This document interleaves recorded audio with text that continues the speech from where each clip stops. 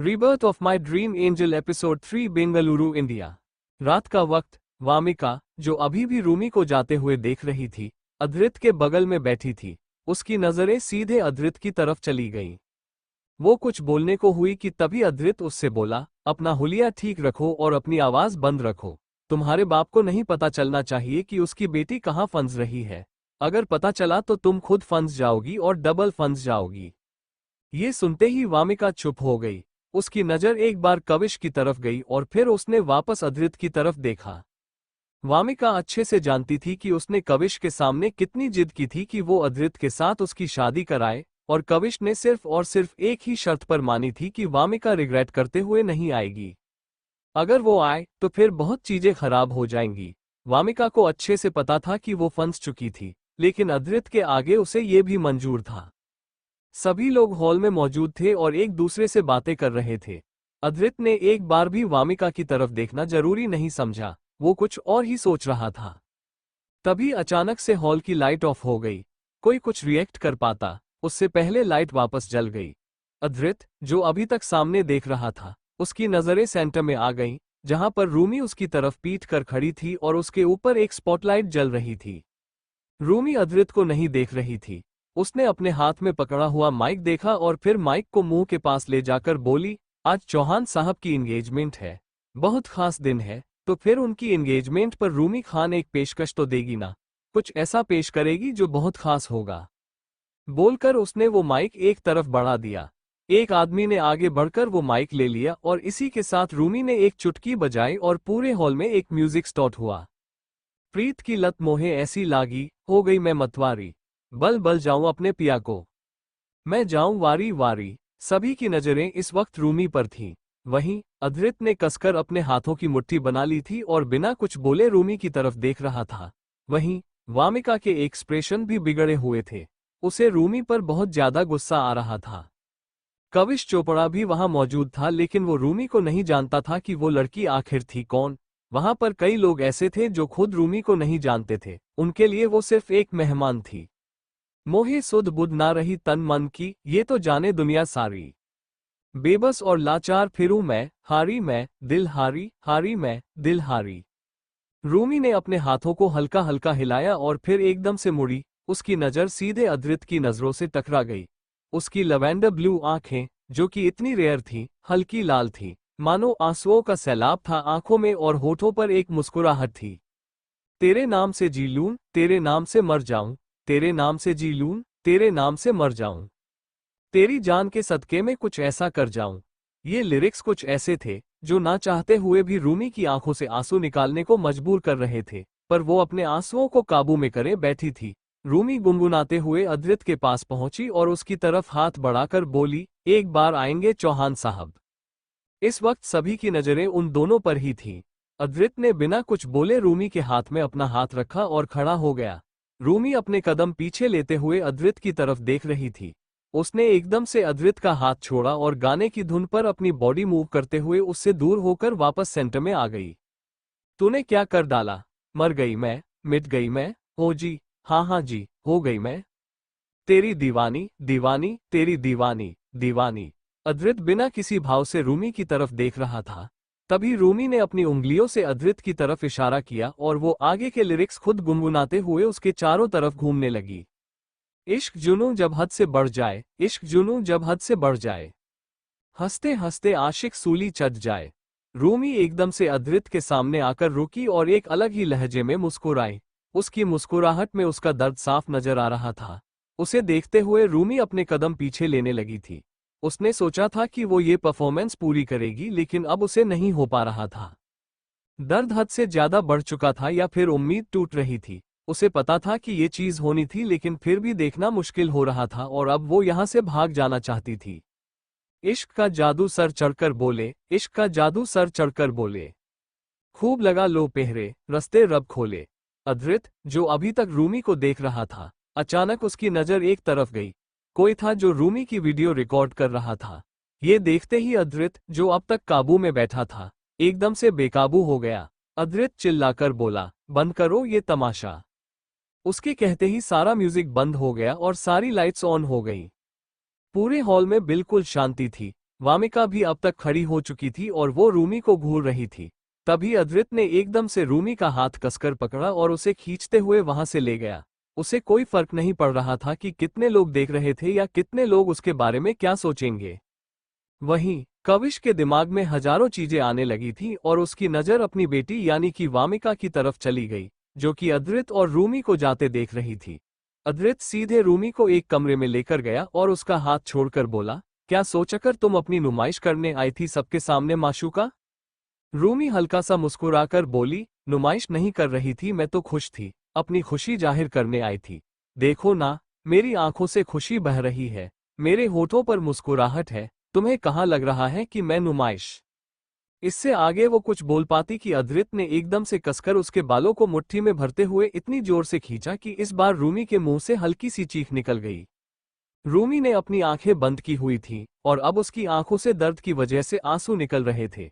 शायद इससे पहले कभी भी अद्रित ने उसके बालों को इतनी जोर से नहीं पकड़ा था, जितनी जोर से आज उसने पकड़ा और खींचा था। अद्रित उसके चेहरे को घूरते हुए बोला, आंखें खोलो। उसके कहते ही रूमी ने अपनी आंखें खोली और वो अपनी लवेंडर ब्लू आंसू भरी आंखों से उसे देखने लगी। अद्रित उसकी आंखों में देखते हुए बेहद गुस्से में बोला, जानती हो ना कि मैं कैसा हूं? जवाब चाहिए मुझे। रूमी खान, तुम्हें पता नहीं है कि मैं तुम्हारे लिए कैसे बिहेव करता हूं? जवाब दो। रूमी धीरे से बोली, जानती हूं, सब जानती हूं। अद्रित चिल्लाकर बोला, जब जानती हो तो ये हरकत क्यों की? जब जानती हो कि मेरा दिमाग खराब होता है तो फिर क्यों आए तुम सबके सामने ऐसी परफॉर्मेंस लेकर? इसे नुमाइश कहते हैं। कोई तुम्हें रिकॉर्ड कर रहा था, लोगों की नज़र तुम पर थी। तुम जानती हो कि मैं लोगों की नज़र तुम पर बर्दाश्त नहीं करता। इसका मतलब ये नहीं है कि फिजिकल छूने की बात है। जो लोग तुम्हें नज़रों से छू रहे थे उनका क्या? तुम अभी जिस तरीके से लोगों के सामने थी, लोगों ने तुम्हें किन नज़रों से देखा उसका क्या? अपनी बात बोलते हुए अद्रित बस रूमी के बालों पर अपनी पकड़ मजबूत किए जा रहा था। रूमी को ऐसा लग रहा था कि अब उसके बाल उखड़े जाएंगे। वो दर्द भरी आवाज में बोली, प्लीज मेरे बालों को तो छोड़ दो। उसके इतना कहते ही अद्रित ने झटके से उसके बालों को आजाद कर दिया। रूमी 2 कदम लड़खड़ाई और ना चाहते हुए भी वो नीचे गिर गई। रूमी बिना किसी चीज पर ध्यान दिए अपने स्कैल्प को सहलाने लगी। उसके सर में दर्द होने लगा था। तभी अद्रित पंजों के बल उसके सामने बैठा और उसके जबड़े को पकड़ते हुए बोला, बात अभी खत्म नहीं हुई है माशूका, तुम मुझ पर ध्यान दो, मुझ पर। अगर दर्द हो रहा है तो दर्द झेलो। जब पहले क्लियर हो चुका था कि ये सब कुछ होगा, अगर तुम्हें नहीं देखना तो तुम जा सकती हो। गई थी ना बाहर, तो वापस ये हरकत करने क्यों आए तुम? रूमी ने अपने दर्द भरी आंखों से उसे देखा। वो कुछ कहना चाहती थी पर उसके होंठ कुछ बोलने को राजी ही नहीं थे। ना चाहते हुए भी रूमी के मुंह से सिर्फ एक ही शब्द निकला, वो ये था कि जाओ। बस रूमी की इतना कहते ही अद्रित का दिमाग खराब हो चुका था। वो अपना गुस्सा काबू नहीं कर सकता था और रूमी के मामले में तो बिल्कुल भी नहीं। उसने रूमी का हाथ पकड़कर उसे जबरदस्ती खड़ा किया और उसे बेड पर धक्का देकर बोला, बहुत शौक है ना तुम्हें अपना दर्द सबके सामने दिखने का, अपनी नुमाइश करने का माशूका? इस बार रूमी ने एकदम से अद्रित की तरफ देखा और इस बार उसकी आंखों में दर्द के साथ साथ एक डर और कंफ्यूजन भी था। उसे समझ में आने लगा था कि अद्रित बेकाबू हो रहा था। अद्रित चिल्लाकर बोला, यूज योर माउथ माशूका, तुम्हारे मुंह से जवाब चाहिए मुझे। रूमी बेड पर सही से बैठते हुए बोली, आई एम सॉरी, मुझे नहीं समझ में आ रहा था कि मैं क्या करूं और मैं नुमाइश करने के इरादे से नहीं गई थी। मैंने ये नहीं सोचा था कि मुझे कौन देखेगा कौन नहीं। मैं सिर्फ तुम्हें दिखाना चाहती थी। अद्रित बीच में ही बोला, मुझे दिखाने के लिए मेरा कमरा है माशूका, और भी कई जगह है जहां पर सिर्फ तुम और मैं होते। तुम मुझे जो चाहे दिखाओ, चाहो तो खुद को मेरे सामने खोल कर रख दो, लेकिन तुम्हें ये करने की जरूरत नहीं थी। बोलते हुए उसने बेड पर अपना एक घुटना टिकाया और रूमी के चेहरे पर झुकने लगा। अद्रित रूमी के चेहरे के इतने पास आ चुका था कि उन दोनों की नाक आपस में टच हो रही थी। वो दोनों एक दूसरे की आंखों में देख रहे थे कि तभी बाहर से आवाज आए, भाई मिस्टर चोपड़ा आपको बाहर बुला रहे हैं। उस चोपड़ा को शक होने लगा है। और तभी अद्रित रूमी की तरफ देखते हुए चिल्लाकर बोला, मुझे कोई फर्क नहीं पड़ता है आरुष। अद्रित चौहान को कभी भी किसी से फर्क नहीं पड़ा है। भाड़ में जाए सब कुछ। अभी मैं जिस चीज पर ध्यान दे रहा हूं, मुझे उस पर ध्यान देना है। उसके अलावा अगर किसी ने बीच में आने की कोशिश की तो मेरी बंदूक और उस इंसान की जिंदगी सब खत्म। अधृत की बात सुनते ही आरुष ने अपने साथ खड़े रोनित को देखा, जो कुछ सोच रहा था। आरुष धीरे से बोला, अब क्या भाई, तो गुस्से से पागल होने को तैयार है? ऐसे तो इनका बना बनाया प्लान बिगड़ जाएगा। अगर ये एंगेजमेंट नहीं हुई तो चोपड़ा का शक यकीन में बदल जाएगा और वो कुछ ना कुछ करेगा। रोनित कुछ सोचते हुए बोला, रूमी बस वही उसे हैंडल कर सकती है, हम कुछ नहीं कर सकते। खैर, मैं तो ये भी नहीं चाहता कि उनकी एंगेजमेंट हो। और आरुष बीच में ही बोला, चाहता तो मैं भी नहीं हूं, लेकिन जब अधृत चौहान ने कुछ प्लान किया है तो हम उनकी प्लानिंग के बीच में नहीं आ सकते। इधर अंदर अधृत की बात सुन रूमी ने उसके गाल पर हाथ रखकर कहा, शांत, बिल्कुल शांत ओके। बोलकर उसने अधृत का चेहरा हल्का सा और झुकाया और उसके होठों पर अपने होंठ टीका दिए। रूमी के ऐसा करते ही अधृत ने एकदम से उसकी गर्दन पकड़ी और उसे लेटा कर वो खुद उसके ऊपर आ गया। उन दोनों के होंठ अब आपस में पूरी तरीके से उलझ चुके थे। वो दोनों एक दूसरे में खोए हुए थे। जहां रूमी अधृत का गुस्सा शांत करने की कोशिश कर रही थी, वहीं अधृत अपना सारा गुस्सा उस पर निकाल रहा था। इन सारी चीजों के बीच अचानक से दरवाजे पर खटखटाने की आवाज आ गई। बेंगलुरु इंडिया। रात का वक्त। गेट खटखटाना की आवाज सुनने के बाद भी अधृत ने रूमी को नहीं छोड़ा था, लेकिन रूमी को होश आ चुका था। उसने अधृत को हल्का सा पुश करने की कोशिश की, तभी अधृत ने रूमी के हाथों को पकड़कर बेड पर लगा दिया। रूमी चाहकर भी अधृत को खुद से दूर नहीं कर पा रही थी। वही बाहर खड़ा इंसान इतना डेस्परेट हो चुका था कि उसके दरवाजा खटखटाना की आवाज बढ़ चुकी थी। रूमी कुछ बोलने वाली थी कि अधृत ने उसके लोअर लिप को बाइट कर दिया। तभी अचानक से दरवाजा खुला और वामिका अंदर आए। अपने सामने का नजारा देखते वामिका के कदम रुक गए और उसकी आंखें हैरानी से बड़ी हो गई, पर अधृत को इन चीजों से कोई फर्क नहीं पड़ रहा था। उसके लिए कोई चीज मैटर नहीं करती थी। उसे नहीं फर्क रहा था कि इस कमरे में उसकी माशूका के अलावा कोई और भी मौजूद था। वही रूमी ने धीरे से अपनी आंखें खोली और उसकी नजर सीधे वामिका की नजरों से जा मिली। उसे देखते ही उसकी आंखें एकदम से फैल गई। तभी वामिका चिल्लाकर बोली, बस करिए चौहान साहब, प्लीज स्टॉप इट। ये सुनते ही अधृत एकदम से रुक गया। उसने रूमी के होठों को आजाद किया और उसकी आंखों में देखने लगा। रूमी इस वक्त गहरी सांस ले रही थी। उसके होंठ भी लाल हो चुके थे और उसकी आंखों में हल्की नमी थी। अधृत उसकी आंखों में देखते हुए बोला, याद रहे माशूका, आज जो गलती की है वो दोबारा नहीं होनी चाहिए। जब मैं तुम पर किसी की नज़र बर्दाश्त नहीं कर सकता तो उस वक्त मैं बहुत सीरियस होता हूं, जब मैं तुम्हें ये बोलूं कि मुझे सच में बर्दाश्त नहीं है। रूमी धीरे से बोली, sorry, I am just sorry. बोलकर उसने एक बार वामिका को देखा और फिर वापस अधृत को देखने लगी। अधृत उसके गाल को अपने अंगूठे से सहलाते हुए बोला, तुम्हारे सामने कौन है? रूमी उसकी आंखों में देखते हुए बोली, तुम लोगों के लिए चौहान साहब, पर मेरे लिए मेरा अधृत। अधृत उसके सर से अपना सर जोड़ते हुए बोला, और तुम कौन हो? रूमी हल्का सा मुस्कुराकर बोली, अधृत की माशूका, तुम्हारी माशूका। अधृत बिना किसी भाव के बोला, एग्जैक्टली, तो इस कमरे में अगर कोई तीसरा मौजूद है तो उसे नजरअंदाज करना तुम्हारी ड्यूटी है, और मेरी माशूका अपनी ड्यूटी बहुत अच्छे से निभाती है, राइट? रूमी गहरी सांस लेकर बोली, राइट। बोलकर वो हल्का सा मुस्कुरा दी। अधृत की बातें उसे इस बात का एहसास करा रही थी कि उसकी जगह क्या थी और सामने वाले की जगह क्या थी। अधृत को सबके सामने उसे कुछ बोलने की जरूरत नहीं थी, कुछ दिखाने की जरूरत नहीं थी। उसके शब्द काफी थे ये साबित करने के लिए कि वो क्या थी।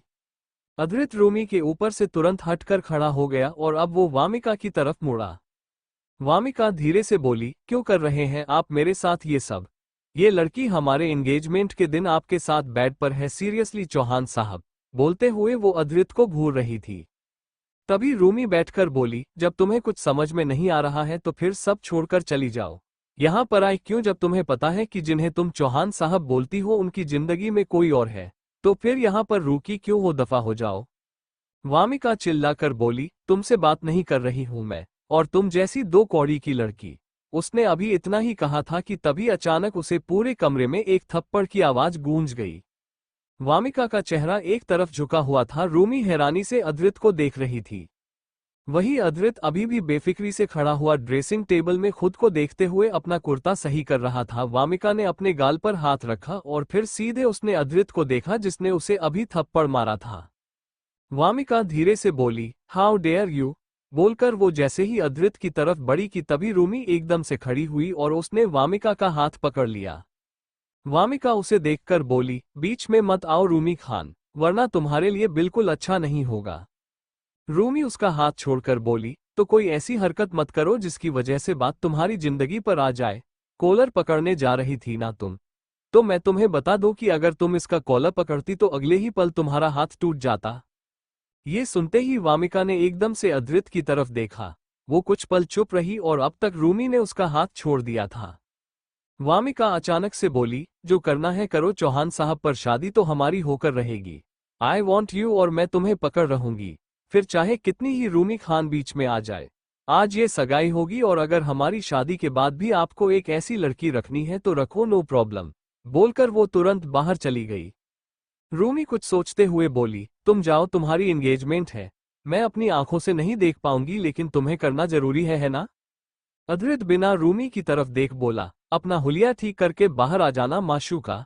बोलकर वो बाहर चला गया। उसके जाते ही रूमी वही बेड पर बैठ गई। रूमी चुपचाप बेड पर बैठी कुछ सोच रही थी कि तभी कोई अंदर आया। उसने एकदम से सर उठाकर सामने रोनित को देखा। वो फीका सा मुस्कुराकर बोली, क्या हुआ भाई? तरस आ रहा है मुझ पर? डोंट वरी और ऐसे एक्सप्रेशन मत दीजिए, मुझे सिंपैथी नहीं पसंद है। रोनित रूमी के सामने घुटनों के बल बैठकर बोला, आई एम सॉरी, मैंने कहा था कि उन दोनों के बीच। रूमी बीच में बोली, उन दोनों के बीच कुछ नहीं हो रहा भाई। मैं जानती हूँ कुछ चीज चौहान साहब करेंगे जो मेरे दिल को तकलीफ देगी, मेरी आंखों से आंसू बनकर देंगे, पर मैं अपनी खुशी के लिए चौहान साहब के मकसद को खराब तो नहीं कर सकती। रोनित धीरे से बोला, इतनी समझदार क्यों हो तुम? दर्द हो रहा है ना, आखिर क्यों? बोलते हुए वो रूमी के हाथ पर अपना हाथ रखने वाला था कि अचानक उसे कुछ याद आया और वो बीच में रुक गया।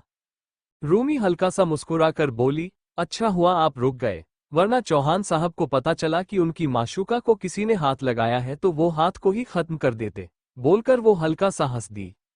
रौनक चुपचाप रूमी को देख रहा था कि तभी बाहर से तालियों की आवाज आई, जिसे सुनते ही रूमी ने कसकर अपने हाथों की मुट्ठी बना ली। उसके नाखून उसकी हथेली में धंसने लगे थे।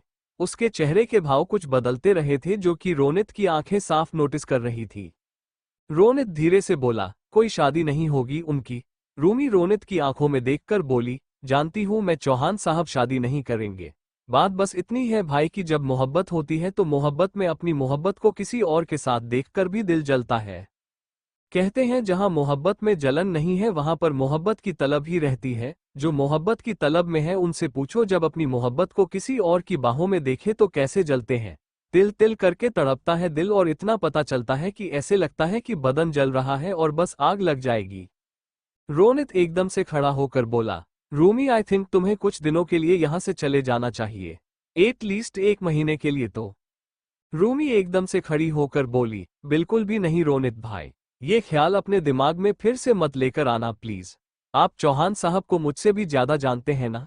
3 साल बड़े हैं आप उनसे, आप दोनों का रिश्ता सबसे ज्यादा गहरा है, आरुष से भी ज्यादा। बोलते हुए वो रोनित के सामने आकर रुकी। रूमी फिर से बोली, जब आप सब जानते हैं तो आप ये भी समझिए भाई कि मैं कहीं नहीं जाऊंगी। चौहान साहब वो सब कुछ कर रहे हैं क्योंकि उन्हें पता है कि उनकी माशूका उन्हें छोड़कर नहीं जाएगी। विश्वास करते हैं वो मुझ पर, खुद से भी ज्यादा विश्वास है उन्हें कि उनकी माशूका आज का दर्द बर्दाश्त कर लेगी, लेकिन इस दर्द के चलते उनका और अपना कल नहीं खराब करेगी। रोनित गहरी सांस लेकर बोला, पर यह दर्द भी तो ज्यादा है। इससे आगे वो कुछ बोल पाता कि तभी अचानक से उसे कमरे का दरवाजा फिर से खुला। रूमी और रोनित की नज़र सीधे अद्रित की तरफ चलेगी जो कि गेट पर खड़ा बिना किसी भाव के उन दोनों को देख रहा था। रूमी की नज़र सीधे अद्रित के हाथ पर गई और उसे देखते ही उसकी आंखों में सवाल उतर आया क्योंकि अद्रित की रिंग फिंगर में कोई रिंग थी ही नहीं। रूमी कुछ कह पाती उससे पहले अद्रित अंदर आते हुए बोला, वॉट आई सेड, मैंने मेरी माशूका को अकेला क्या छोड़ा? रोनित बनर्जी, तुम तो यहाँ पर आकर मेरी माशूका के साथ टाइम पास करने लगे। रोनित गहरी सांस लेकर बोला, टाइम पास नहीं कर रहा था, उसका मूड ठीक करने की कोशिश कर रहा था। ये सुनते ही अद्रित ने एकदम से रूमी के गाल पर 2 उंगली रखकर उसका चेहरा अपनी तरफ किया और उसके चेहरे को गौर से देखकर बोला, पर इसके चेहरे के एक्सप्रेशन तो वैसे ही है जैसे मैं छोड़कर गया था, तो फिर क्या ठीक कर दिया तुमने मिस्टर बनर्जी? रोनित कुछ बोलता उससे पहले ही रूमी बोली, बस बहुत हो गया, मैं थक गई हूं और तुमने मुझे थका दिया है। अद्रित उसके चेहरे के करीब जाकर बोला, और थकना चाहोगी माशूका? बोलते हुए उसकी सी ग्रीन आंखों में शरारत झलकने लगी थी। ये देखते ही रूमी के चेहरे पर अनजाने में ही एक हल्की सी मुस्कान तैर गई जो कि खुशी की थी। रूमी कुछ बोल पाती कि तभी रोनित तेज आवाज में बोला, तुम दोनों को शर्म नहीं आती क्या? तुम दोनों के सामने मैं खड़ा हूं, दोनों पागलों की तरह हरकतें करते हो, बेशर्म कहीं के। उसकी बात सुन अद्रित ने रूमी को एक नजर देखा और फिर 2 कदम पीछे हट गया। रूमी तुरंत वहां से चली गई। उसके जाते ही अद्रित के एक्सप्रेशन पूरे तरीके से बदल चुके थे। उनकी आंखों में जो अब तक शरारत थी वो पूरी तरीके से खत्म हो चुकी थी और अब उसकी आंखें बिल्कुल डेडली लग रही थी। रोनित अद्रित को देखकर बोला, एंगेजमेंट हो गई? अद्रित उसके सवाल को इग्नोर करके बोला, खान साहब ने किसी को भेजा है ना यहाँ पर माशूका के बारे में पता करने के लिए? क्या नाम है उसका? रोनित कुछ पल रुक कर बोला, रोहित नाम है, वो इंस्पेक्टर है। अद्रित कुछ सोचते हुए बोला, जब कोई अपने प्रोफेशनल काम को छोड़कर पर्सनल चीजों में बहुत इंटरेस्ट दिखाने लगे, किसी एक ही चीज के पीछे भागे तो मकसद सिर्फ और सिर्फ प्रोफेशनल ही रह जाता है। कुछ बहुत पर्सनल, कुछ बहुत ही खास हो जाते हैं। वो इंस्पेक्टर है लेकिन खान साहब की बेटी को ढूंढना चाहते हैं। इतने डेस्परेशन किसी ऐरे गहरे लड़के को नहीं होनी चाहिए। रोनित कुछ सोचते हुए बोला, बात तो सही है और ये डाउट मेरे दिमाग में पहले भी आया था, इसलिए पता लगाने की कोशिश कर रहा हूँ कि आखिर इस रोहित का बैकग्राउंड क्या है। जहां तक अभी तक समझ आया है वो खान साहब से जुड़ा हुआ है, बचपन से उन्हें देखा है। आफ्टर ऑल खान साहब लखनऊ के रियासत इंसान है, नवाब है, वो शहर काजी है, वो तो रोहित उन्हें जानता है। अद्रित एकदम से रोनित को देखकर बोला, ये चीज इतनी इजी नहीं है जितनी नजर आ रही है। कोई तो बेवकूफ बना रहा है और कोई बेवकूफ बन रहा है। रोनित सार्कास्टिकली बोला, जैसे तुम वामिका को बेवकूफ बना रहे हो। अद्रित कुछ पल रुककर बोला, रोनित बनर्जी थोड़ा संभल कर। अपनी बात बोलकर अद्रित तुरंत वहां से चला गया। उसके जाते ही रोनित ने किसी को मैसेज किया और फिर वो भी बाहर चला गया। बाहर आते ही रौनक ने अपनी नजर चारों तरफ घुमाई। वामिका इस वक्त मिस्टर कविश चोपड़ा के साथ खड़ी थी। वही सारे गेस्ट वहीं पर मौजूद थे। रोनित खुद से बोला, एंगेजमेंट हो गई है, मुझे कुछ गड़बड़ क्यों लग रही है। तभी पीछे से पार्थ उसके कान में बोला, कोई एंगेजमेंट नहीं हुई है। ये सुनते ही रोनित ने मुड़कर एकदम से पार्थ को देखा। वो कुछ बोल पाता कि तभी पार्थ फिर से बोला, आई मीन पूरी एंगेजमेंट नहीं हुई है। अद्रित चौहान ने अंगूठी नहीं पहनी क्योंकि चोपड़ा जो अंगूठी लेकर आए थे वो तो खो गई। रोनित धीरे से बोला, खो गई? ऐसे कैसे खो गई?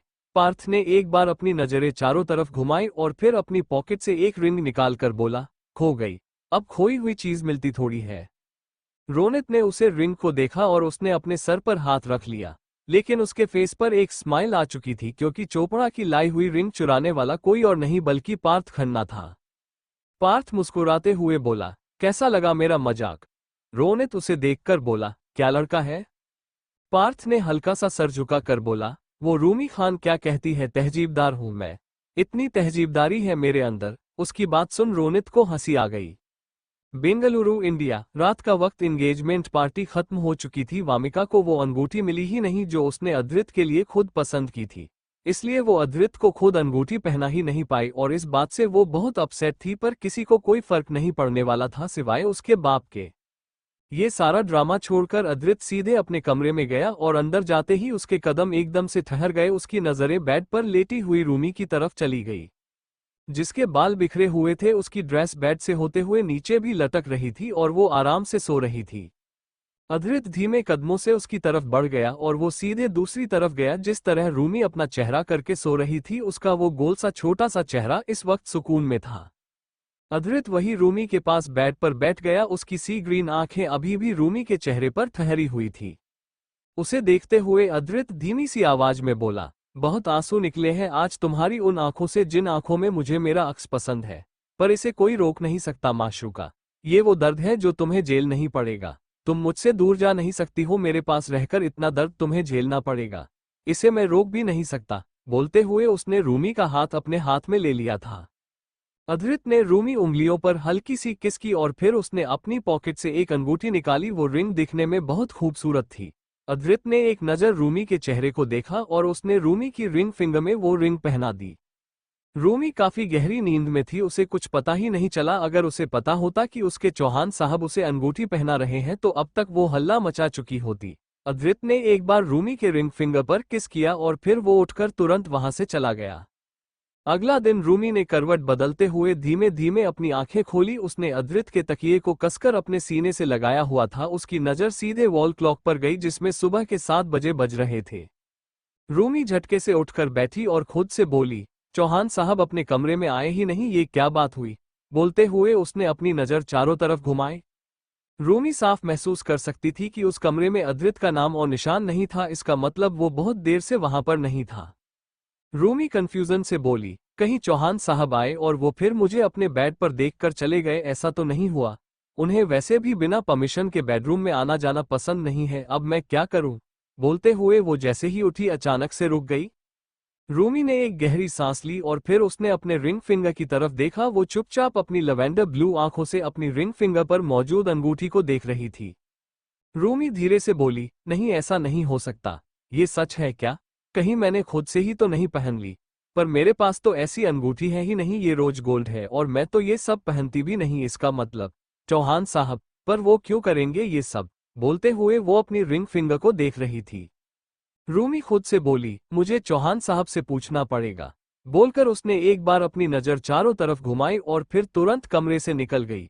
रूमी जैसे ही सीढ़ियों के पास पहुंची वो एकदम से पार्थ से टकरा गई। पार्थ उसे देखकर बोला, होल्ड ऑन नवाबों की शहजादी, ऐसे कहाँ उड़ी जा रही हो तुम? रूमी पार्थ को देखकर बोली, पार्थ, अपने चौहान साहब को देखा क्या? अगर देखा है तो प्लीज मुझे बताइए, मुझे जल्दी से जल्दी उनसे बात करनी है। आप? पार्थ बीच में बोला, लिसन नवाबों की शहजादी, मैंने नहीं देखा तुम्हारे चौहान साहब को। चौहान साहब हैं ना, वो गए होंगे अपनी रियासत संभालने। तुम्हें क्या प्रॉब्लम हो रही है? और ये कैसा हुलिया बनाकर घूम रही हो? कल रात भी किया था क्या? इतने ड्रामा के बाद भी? रूमी ने कुछ पल उसे अजीब नजरों से देखा और फिर धीमी सी आवाज में बोली, कितने बड़े बेशर्म हो तुम। पार्थ मुस्कुरा कर बोला, आपसे तुम वो बिल्कुल सही जा रही हो, पर मैं बेशर्म नहीं हूं। मैं तो सीधा सवाल कर रहा हूं, तो इसमें बेशर्मी क्या? I mean, जब भी तुम दोनों को देखो एक दूसरे से चिपके पड़े रहोगे, नहीं तो फिर एक दूसरे को रुलाते फिरोगे, ऐसे हरकत करोगे तो मुझे लगा कुछ कर कर आए हो और तुम उसके कमरे में थी, तो मुझे तो यही लगेगा। रूमी गहरी सांस लेकर बोली, कुछ भी नहीं किया है मैंने। मुझे बस एक बार चौहान साहब से मिलना है, प्लीज अगर आपको पता है तो बता दो ना। बोलते हुए उसके लवेंडर ब्लू आंखों में डेस्परेशन साफ नजर आ रही थी। पार्थ कुछ पल रुक कर बोला, वो स्टडी रूम में पढ़ाई कर रहे हैं। रूमी धीरे से बोली, थैंक यू सो मच। बोलकर वो एक सीढ़ी पर गई थी कि तबीयत अचानक उसके कदम रुक गए। रूमी पार्थ को देखकर बोली, पढ़ाई? चौहान साहब पढ़ाई कब से करने लगे? उनकी पढ़ाई वाली उम्र निकल गई? पार्थ सार्कास्टिकली बोला, मतलब तुम मानती हो कि तुम्हें एक बुढ़े अंकल से प्यार हो गया है? रूमी उसे घूर कर बोली, खबरदार अगर मेरे चौहान साहब को बुढ़ा बोला। 30s में ना बंदा सबसे हैंडसम होता है, आप नहीं समझोगे कॉज आप अभी वहां पर आए नहीं हो। पार्थ आई रोल करते हुए बोला, जब तक मैं आऊंगा तब तक मेरे घुटनों में दर्द शुरू हो जाएगा। हर कोई चौहान साहब नहीं होता, वैसे तुम जा सकती हो। रूमी ने कुछ पल उसे देखा और वो तुरंत नीचे चली गई। पार्थ अभी भी वहीं पर खड़ा था, उसने रेलिंग पर अपने दोनों हाथ रखे और सामने देखते हुए सिटी बजाने लगा। तभी ऋषभ उसके बगल में आकर बोला, कल तुमने कोई कांड किया था ना? पार्थ उसे देखकर बोला, पार्थ खन्ना कांड नहीं करता, बल्कि कांड लिख देता है सबकी जुबान पर। ऋषभ हल्का सा हंसकर बोला, अंगूठी चुराई ना तुमने? मुझे पता है ये रिंग खुद गायब नहीं हो सकती। पार्थ एकदम से मुस्कुराकर बोला, ऋषभ देसाई, बड़े समझदार गुजराती हो तुम। तो मान गए गुगजू छोकरा समझदार है। उसकी बात सुन ऋषभ चुपचाप उसे देखने लगा, पर वो कुछ बोला नहीं, वही पार्थ मुस्कुराते हुए सामने देख रहा था। इधर रूमी सीधे स्टडी रूम में चली गई, उसने दरवाजा खटखटाना की भी जहमत नहीं उठाए। अधृत जो कि इस वक्त अपने लैपटॉप पर कुछ कर रहा था, वो एकदम से रूमी को देखकर बोला, माशूका, मुंह उठाकर मेरे स्टडी रूम में क्या कर रही हो तुम? और कितनी बार बोला कहीं भी आओ जाओ तो दरवाजा नॉक करने की एक आदत होती है। Where is your manners? Rumi उसकी तरफ बढ़ते हुए बोली, तुम मुझे मैनर्स के लिए बाद में डांट लेना। पहले मुझे ये बताओ कि तुमने ये रिंग खुद मुझे पहनाई है या फिर कहीं गलती से आ गई मेरे पास? बोलते हुए उसने अपना हाथ अधृत के सामने कर दिया। अधृत ने एक नज़र रिंग को देखा और फिर रूमी की आंखों में देखकर बोला, एक अंगूठी के चक्कर में इतना परेशान हो रही हो माशूका? गलती से तुम शादी के मंडप पर पहुंच गई तब तो तुम पागल हो जाओगी। बोलकर उसने अपना लैपटॉप बंद किया और खड़ा हो गया। रूमी धीरे से बोली, शादी का मंडप मतलब? ये तुमने मुझे पहनाई है? पर कब मैं जाग रही थी तब मुझे पहनाना, इतना अच्छा मोमेंट मिस कर दिया मैंने। मैं वो अभी बोल ही रही थी कि तभी अद्रित ने उसका हाथ पकड़कर उसे एकदम से अपने पास खींच लिया। रूमी ने कसकर अद्रित की जैकेट को अपनी मुट्ठी में भर लिया और वो उसकी आंखों में देखने लगी। अद्रित उसके चेहरे पर झुकते हुए बोला, मेरी मर्जी, मेरी दी हुई अंगूठी मेरी माशूका, जब मर्जी तब पहनाओ, जैसे मर्जी वैसे पहनाओ, तुम्हें कोई तकलीफ? उसकी बात सुन अनजाने में ही रूमी के होठों पर एक हल्की सी मुस्कान आ गई। वो वैसे ही मुस्कुराते हुए बोली, नहीं कोई तकलीफ नहीं है। तुम तो कुछ भी करोगे मुझे कोई तकलीफ हो ही नहीं सकती, क्योंकि तुम तो मेरे अधृत हो। अधृत कुछ पल रुक कर बोला, गुड आंसर माशूका, तुम्हारी जुबान से जवाब बहुत अच्छे निकलते हैं, इसलिए मुझे तुम्हारे होठों की तलब भी उठ जाती है। बोलकर उसने एकदम से रूमी के होठों को अपनी गिरफ्त में ले लिया और उसे उठाकर वही टेबल पर बैठाया और खुद उसके पैरों के बीच में आ गया। रूमी का एक हाथी अभी भी अधृत की जैकेट को पकड़े हुए था और उसने दूसरे हाथ से अधृत के बालों में अपनी उंगलियां चलाना शुरू कर दिया। वही अधृत का दोनों हाथ रूमी के कमर पर था। वो दोनों एक दूसरे को किस करने में पूरी तरीके से खोए हुए थे। थोड़ी देर बाद अधृत रूमी के होठों को आजाद करके नीचे बढ़ गया। वो उसके कंधे पर अपने होंठ चल रहा था कि तभी अचानक से फोन बजने की आवाज आए। रूमी धीरे से बोली, फोन बज रहा है तुम्हारा। अधृत उससे दूर होकर बोला, व्हाट द हेल। बोलकर उसने अपना फोन उठाया। अधृत फोन स्पीकर पर रखकर बोला, क्या प्रॉब्लम है? दूसरी तरफ से आरुष बोला, सॉरी भाई, आपको डिस्टर्ब कर रहा हूं। आई मीन आपकी आवाज से लग रहा है कि आप शायद रूमी के साथ बिजी हो। ये सुनते ही रूमी दूसरे तरफ देखने लगी। वही अधृत अभी भी बोरियत भरे लहजे से अपने फोन की तरफ देख रहा था। आरुष फिर से बोला, पर मुझे ये बताना था कि खुशी पर नजर बनाए हुए था मैं, और पता चल चुका है कि आखिर ये सब कर कौन रहा है। अधृत बिना किसी भाव के बोल, वेरी गुड। बोलकर उसने कॉल कट कर दिया। रूमी सवाल भरी नजरों से अधृत को देखने लगी। तभी अधृत उसकी उंगलियों से अपनी उंगलियां इंटरविन करके बोला, सवाल नहीं। ये सुनते ही रूमी ने एक गहरी सांस ली और उसने अपना सर अधृत के कंधे पर टिकाया और अपनी आंखें बंद कर ली। वहां बिल्कुल शांति थी। तभी अधृत उससे बोला, अधृत चौहान सिर्फ एक ही लड़की को अंगूठी पहना सकता है माशूका, और उस लड़की का नाम रूमी खान है।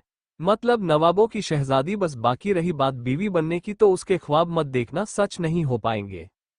रूमी धीरे से बोली, अगर अंगूठी का ख्वाब सच हो गया है तो फिर कोई भी ख्वाब सच हो जाएगा। किस्मत का भरोसा नहीं है। अधृत ने एकदम से रूमी के बालों को मुट्ठी में भरकर उसका चेहरा खुद से दूर किया। रूमी मुस्कुराते हुए उसकी आंखों में देखने लगी। अधृत धीमी मगर बेहद सर्द आवाज में बोला, किस्मत पर भरोसा करना मेरा काम नहीं है। अधृत चौहान ने किस्मत के गंदे से गंदे खेल देखे हैं, जितने गिरगिट ने रंग नहीं बदले होंगे माशूका। उससे कहीं ज्यादा रंग इस किस्मत ने बदले हैं, तो किस्मत की दुहाई मुझे मत दो। नफरत है मुझे किस्मत से, और किस्मत के रंग से जो हर बार बदलता है, ध्यान रहे इस बात का। रूमी वैसे ही मुस्कुराते हुए बोली, किस्मत के खेल समझ में आने लगे तो क्या ही खेल है। जिसे आप गिरगिट बोल रहे हैं वही तो किस्मत है। मानिए या ना मानिए, वो खेल खेलने वाली चीज है, खेलेगी सही, फिर चाहे आप उसे गिरगिट बोले या फिर जहरीला सांप, कुछ नहीं बदलेगा। अधृत ने कुछ पल रूमी की आंखों में देखा और फिर उसे छोड़कर वो 2 कदम पीछे हट गया। रूमी जल्दी से टेबल से उतरकर बोली, by the way thank you. अंगूठी पसंद आई मुझे, क्योंकि ये वही है जो मुझे पहली नजर में पसंद आई थी, और जिसे देखकर मैंने ये सोचा था कि कभी तुम मुझे ये रिंग पहनाओगे, और तुमने पहना ही भी, लेकिन मेरे सोते टाइम। अधृत उसे देखकर बोला, गेट लॉस्ट। रूमी ने कुछ पल उसे देखा और फिर एकदम से आगे बढ़कर उसके गाल पर किस करके बोली, जैसे आपकी मर्जी चौहान साहब। बोलकर वो तुरंत वहां से भाग गई। उसके जाते ही अधृत तुरंत अपनी चेयर पर बैठ गया और उसने अपनी आंखें बंद कर ली। थोड़ी देर बाद उसने अपनी आंखें खोली। उसकी सी ग्रीन आंखें इस वक्त हल्की लाल थी। अधृत ने तुरंत आरुष को कॉल किया और फिर बोला, वामिका चोपड़ा के सारे काले चिट्ठे सामने लेकर आओ। अब वक्त आ गया है दूसरे तरीके से अटैक करने का। वो इमोशनली मुझ पर डिपेंड है, आरुष अब मेंटली डिपेंड होगी। बोलकर उसने कॉल कट कर दिया। बेंगलुरु इंडिया। रात का वक्त। रूमी इस वक्त गार्डन में बैठी हुई थी और गार्डन में झूले लगे हुए थे, और वो झूले पर बैठी हुई आराम से अपनी रिंग को देख रही थी, जो कि अधृत ने उसे पहनाई थी। तभी आरुष उसके बगल में बैठकर बोला, क्या बात है, आज सुबह से तुम्हारी नजर नहीं हट रही। रूमी मुस्कुराते हुए बोली, चौहान साहब ने मुझे खुद रिंग पहनाई है तो नजर कैसे हटेगी। आरुष कुछ पल रुक कर बोला, एक रिंग के पीछे इतनी खुश हो रही हो तुम। रूमी उसे देखकर बोली, ये सिर्फ एक रिंग नहीं है आरुष, ये वो वादा है जो होठों से नहीं है पर फिर भी है, तुम नहीं समझोगे इसे। समझने के लिए बहुत कुछ सीखना पड़ेगा और सीखने के लिए दर्द झेलना पड़ेगा। जो दर्द मैंने कल झेला था वो दर्द हर कोई नहीं झेल सकता। आरुष गहरी सांस लेकर बोला, एग्जैक्टली तुम जो जेल गई वो कोई और नहीं झेल सकता। बाय द वे कल तुम्हारा एग्जाम है, तुम रेडी हो या नहीं? ये सुनते ही रूमी का मुंह बन गया। वो उसे देखकर बोली, ये बार बार सब मेरे एग्जाम के पीछे क्यों पड़े हुए हो? एक उस ऋषभ देसाई को छोड़कर सबके सब मेरी पढ़ाई के पीछे लगे हो। पता है मुझे, प्रिपरेशन कर लिया मैंने, कल सुबह उठ जाऊंगी और चली जाऊंगी एग्जाम देने खुश। आरुषि हल्का सा मुस्कुरा कर बोला, क्योंकि सबको तुम्हारे करियर की टेंशन है, जिसे तुम भूल कर बैठी हो। सबकी छोड़ो, भाई को भी टेंशन है। रूमी आई रोल करते हुए बोली, चौहान साहब को टेंशन होती है लेकिन। वो अभी बोली रही थी कि तभी पीछे से एक आवाज आए, तुम दोनों को बार बार मेरी मर्जी के खिलाफ जाने में मजा आता है? ये सुनती रूमी की आंखें एकदम से बड़ी हो गई और वो तुरंत खड़ी होकर मुड़ी। उसकी नजर सीधे अद्रित की तरफ चली गई, जो दोनों हाथ बांधे थोड़ी दूरी पर खड़ा था। अब तक आरुष भी खड़ा हो चुका था और वो भी अद्रित को देख रहा था। अद्रित उन दोनों की तरफ बढ़ते हुए बोला, कहा है ना मैंने कि मुझे जो नहीं देखना वो नहीं देखना, समझ में नहीं आता? आरुष अपने कदम पीछे लेते हुए बोला, भाई मैं बस बात कर रहा था, मैंने छूने की कोशिश भी नहीं की। अद्रित बिना किसी भाव के बोला, कोशिश करके देखते छोटे चौहान, यहां पर खड़े नहीं रह पाते। रूमी अद्रित की तरफ बढ़ते हुए बोली, इतना गुस्सा नहीं करते, और वो तुम्हारा ही छोटा भाई है तो फिर उसे बोलकर कोई फायदा नहीं है। और वो मुझसे एग्जाम के बारे में बात कर रहा था, मतलब मुझे बोलने आया था कि मैं सो जाऊं वरना मुझे लेट हो जाएगा। अद्रित उसका हाथ पकड़कर बोला, अद्रित चौहान को झूठ पसंद नहीं है और तुम्हारे मुंह से बिल्कुल भी नहीं। बोलकर वो रूमी का हाथ पकड़कर उसे खींचते हुए अंदर ले गया। उसके जाते ही आरुष ने एक राहत की सांस लिया, खुद से बोला, बच गया मैं। बोलते हुए उसने सर हिला दिया। अचानक आरुष के दिमाग में कुछ आया और वो तुरंत विला के पीछे वाले रूम की तरफ बढ़ गया।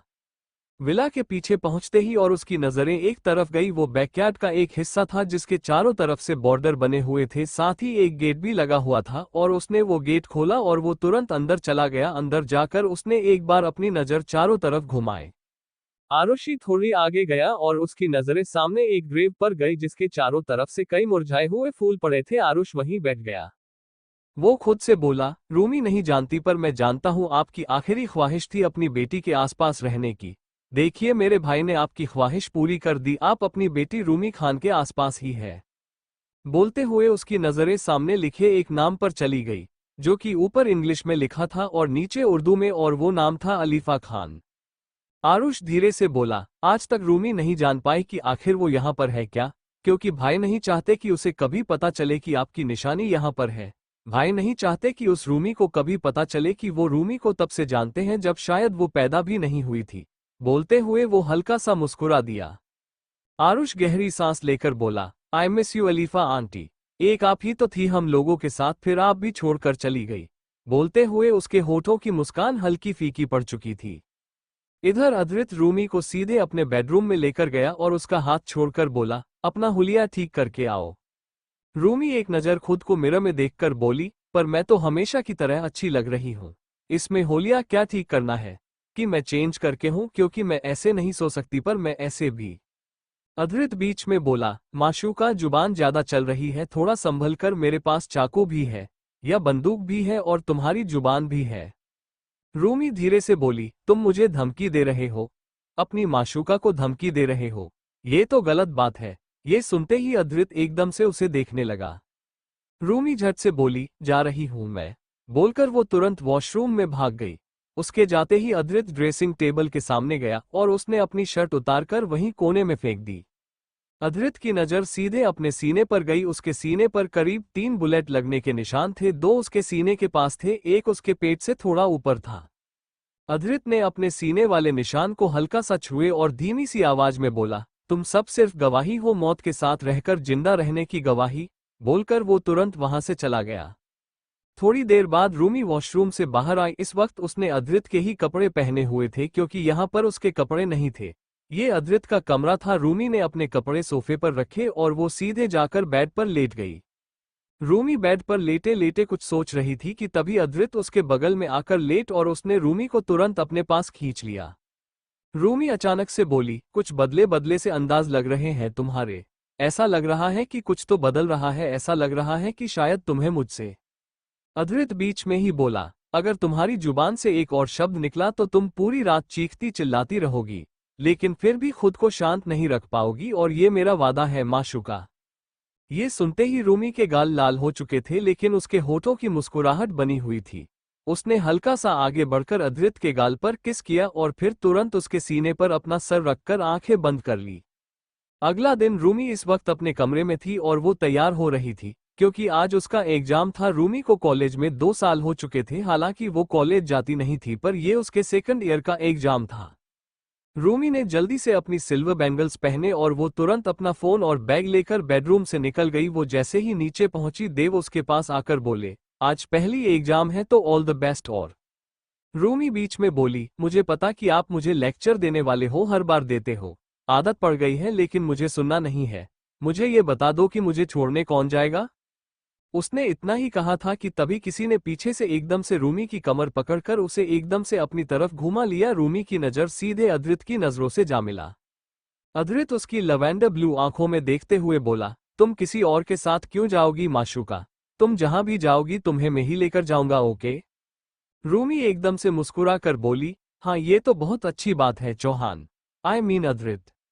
बोलकर जबरदस्ती मुस्कुराने लगी। अधृत ने कुछ पल उसे देखा और फिर एक नज़र देव को देखकर वो सीधे रूमी को कमर से पकड़े हुए बाहर ले गया। थोड़ी देर बाद अधृत और रूमी गाड़ी में बैठे हुए थे। अधृत ड्राइविंग कर रहा था और रूमी उसके पास बैठी हुई चुपचाप उसे देख रही थी। अधृत सामने देखते हुए बोला, बाहर का नज़ारा भी देखने लायक है माशूका, चाहो तो अपनी आंखों को आराम दे सकती हो बाहर देखकर। रूमी गहरी सांस लेकर बोली, मेरी आंखों को आराम मिलना हो या सुकून मिलना हो, वो तो तुम्हें देखकर मिलता है।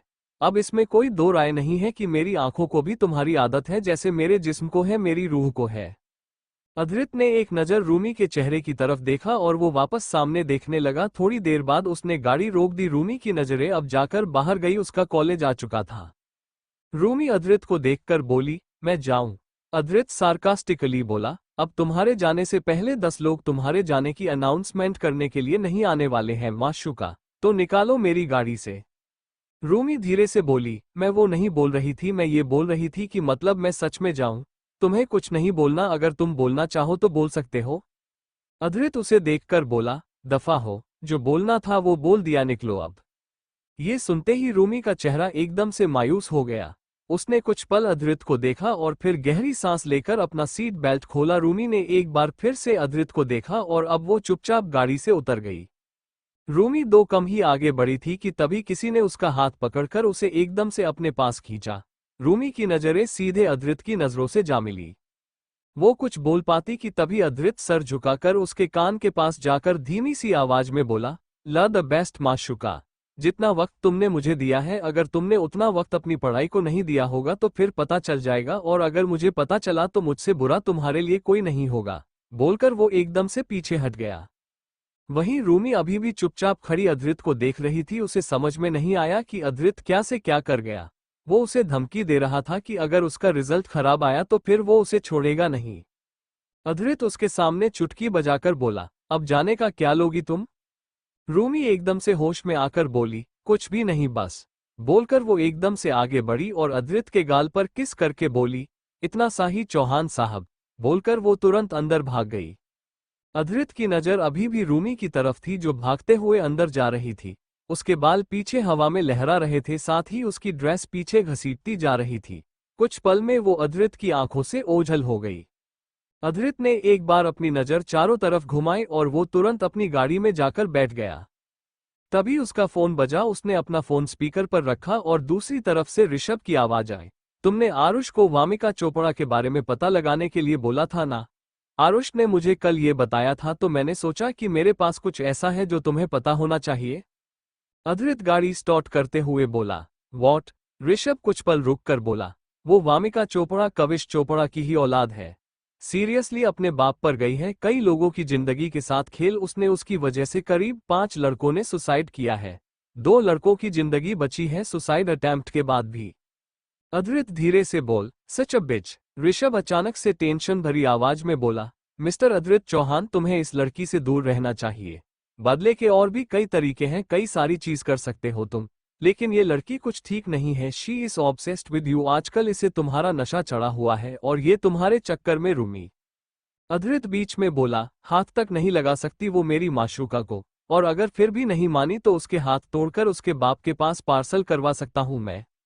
ऋषभ धीरे से बोला, ओके जैसे तुम्हारी मर्जी, पर करना क्या है, क्योंकि ये सारी चीज तो कविश चोपड़ा ने बहुत संभाल कर छुपा कर रखी है। अधृत एकदम से तिरछा मुस्कुरा कर बोला, अब वो जख्म क्या जो दिल से लगकर रूह को न हिला दे, और वो सच क्या जो छुपा कर चुपचाप बैठा रह जाए, सामने लाओ, थोड़ा तमाशा करो और थोड़ा बीमार करो, बोलकर उसने कॉल कट कर दिया। करीब 3 घंटे बाद रूमी का एग्जाम खत्म हो चुका था। अपना एग्जाम देने के बाद वो कॉलेज से निकल गई थी, क्योंकि यहाँ पर वो किसी को नहीं जानती थी और अगर जानती भी होगी तो वो किसी के करीब नहीं आना चाहती थी। रूमी जैसे ही कॉलेज के बाहर पहुंची, उसकी नजरें एकदम से गोलगप्पे के स्टॉल पर चली गई।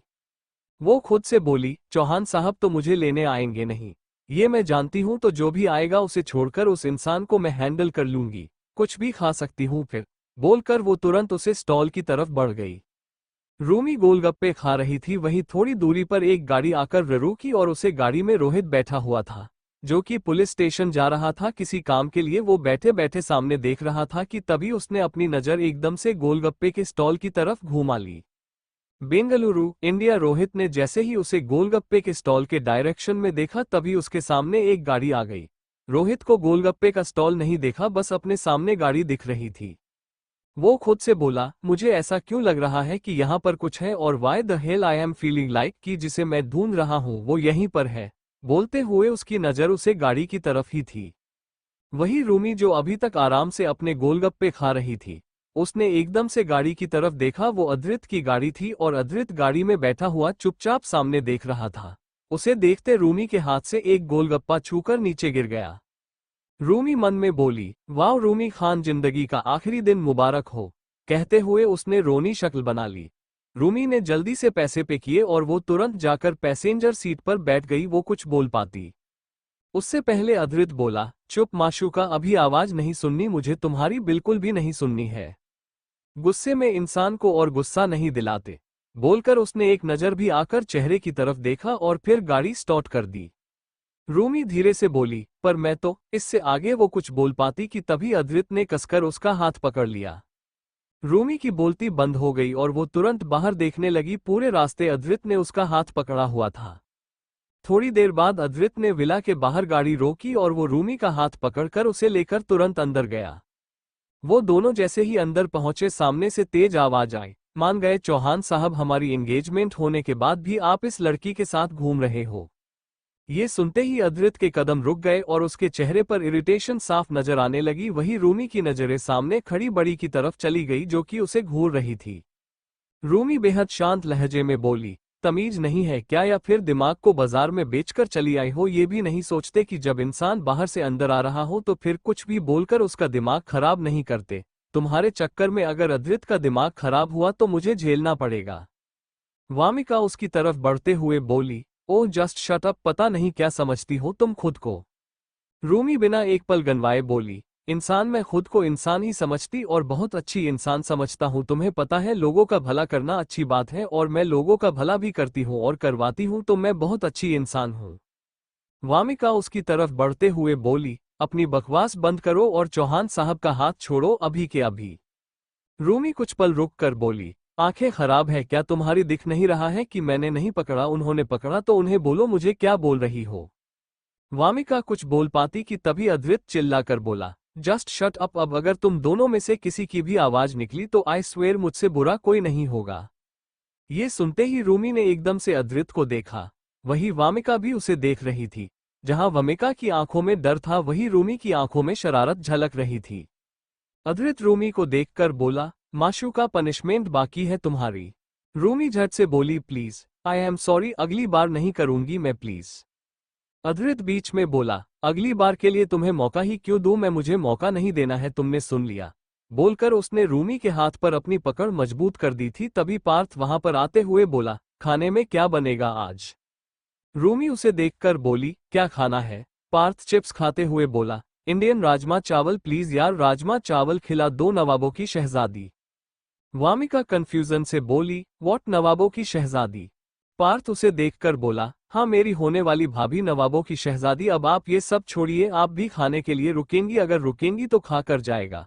हमारे नवाबों की शहजादी खाना ऐसा बनती है कि खाते खाते आपका पेट फट जाएगा पर आपका मन नहीं भरेगा।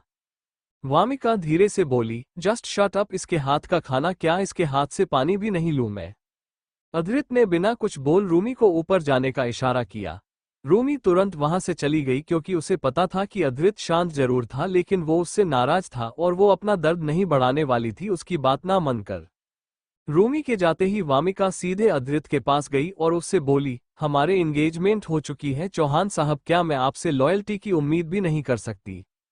अधृत अपने दोनों हाथ बांधकर बोला, कौन से एंगेजमेंट की बात कर रही हो तुम वामिका चोपड़ा? वो एंगेजमेंट जो पूरी हुई नहीं, यू नो वॉट? वामिका बीच में बोली, चौहान साहब यू कांट। वो अभी बोल ही रही थी कि तभी अधृत ने एकदम से उसके बालों को कसकर अपनी मुट्ठी में भरा और जोर से खींचा। वामिका के मुंह से कसकर चीख निकल गई। उसके ऐसा करते पार्थ के हाथ से चिप्स का पैकेट छूटकर नीचे गिर गया।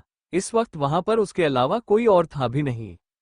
अधृत बेहद धीमी मगर गुस्से भरी आवाज में बोला, अगली बार मेरी बात बीच में काटने से पहले 100 बार सोच लेना। वामिका चोपड़ा जिंदा हो लेकिन मुझे मजबूर मत करो कि तुम्हारा गला दबाकर तुम्हारी जान ले लूं मैं। बोलकर उसने एकदम से वामिका के बालों को आजाद कर दिया। वामिका 2 कदम लड़खड़ा गई और वो हैरानी से अधृत को देखने लगी। उसे बिल्कुल उम्मीद नहीं थी कि अधृत उसे ऐसी धमकी देगा। अधृत बिना किसी भाव के बोला, अब तक समझ में आ जाना चाहिए तुम्हें वामिका चोपड़ा कि मुझे तुमसे कोई मतलब नहीं है। अगर समझ में आ गया तो अच्छी बात, अगर नहीं आया तो जहर खाकर मर जाओ। बोलकर वो आगे बढ़ गया। तभी वामिका तेज आवाज में बोली, you are mine mister Adhrit Chauhan, आप मेरे हो। कोई रूमी खान, कोई भी दूसरी लड़की तुम्हें मुझसे नहीं छीन सकती। अधृत एकदम से मुड़कर वामिका को देखा और अचानक से तिरछा मुस्कुरा कर बोला, तुम्हारे जैसी 2 कौड़ी की बिकी हुई लड़की की औकात इतनी नहीं है कि अधृत चौहान को अपना कह सके। औकात में रहकर अगली बार अपना मुंह खोलना। बोलकर वो सीढ़ियों की तरफ बढ़ गया। तभी वामिका चिल्लाकर बोली, मेरी औकात तुम्हारी उसे नवाबों की शहजादी से बहुत ज्यादा है, वो 2 टके की भिखारी। इससे आगे वामिका कुछ बोल पाती कि अधृत ने एकदम से अपनी बंदूक निकालकर सीधे वामिका की तरफ शूट किया। पूरे हॉल में बिल्कुल शांति छा चुकी थी। वामिका चुपचाप खड़ी अपनी आंखें फाड़े अधृत को देख रही थी। वही गोली उसे नहीं लगी थी बल्कि उसके पीछे एक शो पीस पर जाकर लगी थी। पार्थ धीरे से बोला, व्हाट अ शॉट। तभी अधृत तेज आवाज में बोला, रूमी खान नाम है उसका। रूमी खान ना कोई ऐसी लड़की, ना वैसी लड़की, ना भिखारी, ना कुछ भी। अधृत चौहान की इकलौती माशूका है वो। उसकी बेइज्जती करने की कोशिश की तो कुछ नहीं देखूंगा। मैंने निशाना जानबूझकर दूसरी जगह लगाया है। अगली बार तुम्हारे सर के बीचों बीच निशान लगेगा। बोलकर वो ऊपर चला गया। वामिका अभी भी अपनी जगह पर खड़ी चुपचाप सामने देख रही थी। वो कुछ भी रिएक्ट करने की हालत में थी ही नहीं। तभी पार्थ उसके पास आकर बोला, जोर का झटका है, जोरों से लगा, रूमी अच्छा गाती है। ये सुनते वामिका एकदम से होश में आ गई। वो पार्थ को देखकर बोली, तुम मुझे भाभी बोलते हो और ये हरकतें करते हो? पार्थ से बेफिक्र अंदाज में बोला, तो तुम क्या चाहती हो? आज की आ गई भाभी के चक्कर में कल के भाई को छोड़ दूं मैं और उनकी माशूका को छोड़ दूं? वो मुझे खाना देती है और कहते हैं कि खाना देने वाली अन्नपूर्णा होती है, तो उसे तो नहीं छोड़ सकता मैं। वामिका धीरे से बोली, और अगर मैं उसे कुछ कर दूं? तो पार्थ एकदम से उसकी आंखों में देखकर बोला, कोशिश करके देखो अधृत चौहान खाली धमकियां नहीं देता, इस बात की गारंटी मैं देता हूं। ये सुनते ही वामिका तुरंत वहां से निकल गई। उसके जाते ही पार्थ ने अपना सर हिला दिया। उसने अपना गिरा हुआ चिप्स का पैकेट उठाया और फिर खुद से बोला, पागल लड़की अपनी मौत को इनवाइट कर रही है और फिर पूछ रही है कि मौत को इनवाइट करने के बाद होगा क्या? सबके सब पागल हैं, एक मैं ही समझदार हूं। बोलकर वो सीटी बजाते हुए वहां से चला गया। वही ऊपर रूमी अधृत के बेडरूम में बेड पर बैठी हुई थी और वही अधृत उसके सामने खड़ा था और उसे घूर रहा था। रूमी एकदम से खड़ी होकर बोली, देखो आई एम वेरी सॉरी, मैंने सिर्फ और सिर्फ गोलगप्पे खाए और मुझे नहीं पता था कि तुम आओगे। अगर पता होता तो। अधृत बीच में ही बोला, तो माशूका अगर तुम्हें पता होता तो तुम ये हरकत नहीं करते, लेकिन मेरी पीठ पीछे तुम्हें हरकतें करते। तुम्हें पता है ना कि तुम्हें बाहर का खाना सूट नहीं करता। बोलते हुए वो रूमी की तरफ अपने कदम बढ़ने लगा। रूमी धीरे से बोली, सॉरी बोल तो रही हूं। बोलते हुए वो रोनी शक्ल बनाकर अधृत को देखने लगी। तभी अधृत ने एकदम से उसका हाथ पकड़कर उसे मरोड़ते हुए रूमी की कमर से लगा दिया। रूमी ने कसकर अपनी आंखें बंद कर ली लेकिन उसके मुंह से एक आवाज भी नहीं निकली। अधृत उसके कान में बोला, सॉरी नॉट एक्सेप्टेड बोलकर उसने अगले ही पल रूमी को धक्का दिया। रूमी सीधे बेड पर गिरी, वो पीठ के बाल बेड पर लेटी हुई थी। उसके पैर बेड से नीचे लटक रहे थे। उसके बाल पूरी तरीके से बिखरे हुए थे और वो अपनी बड़ी बड़ी आंखों से अद्रित को देख रही थी। अद्रित ने अपना एक घटना बेड पर रखा और वो सीधे रूमी के ऊपर झुक गया। रूमी धीरे से बोली, तुम मुझे सच में पनिशमेंट दोगे सिर्फ इतनी छोटी सी चीज के लिए?